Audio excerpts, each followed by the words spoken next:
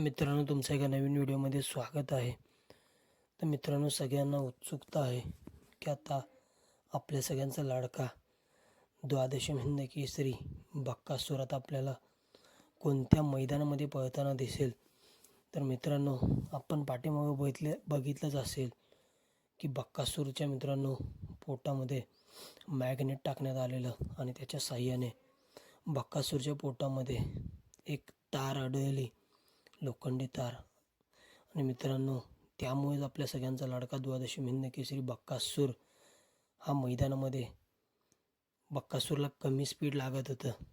आणि मित्रांनो, आपण बघितलं की आत्ता आपल्या सगळ्यांचा लाडका द्वादशी हिंद केसरी बक्कासूर हा सुखरूप आहे. आणि मित्रांनो, बक्कासूरची तब्येत ही चांगली झालेली आहे आता.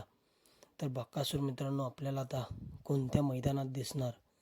तर मित्रांनो, बक्कासूर सध्या आता 10 ते 15 दिवस म्हणजे या महिन्यामध्ये कोणत्याच मैदानामध्ये आपल्याला पळताना दिसणार नाही. बक्कासूर डायरेक्ट मित्रांनो आपल्याला पुढच्या फेब्रुवारी महिन्यामध्ये मैदानासाठी सज्ज होईल आणि फेब्रुवारी महिन्यामध्ये मैदान गाजवण्यासाठी सज्ज होईल. मित्रांनो, आपल्या सगळ्यांचा लाडका देव बक्कासूर. तरी मित्रांनो, बक्कासूरला खूप खूप अशा शुभेच्छा पुढच्या मैदानासाठी आणि लवकरच बरा हो बक्कासूर.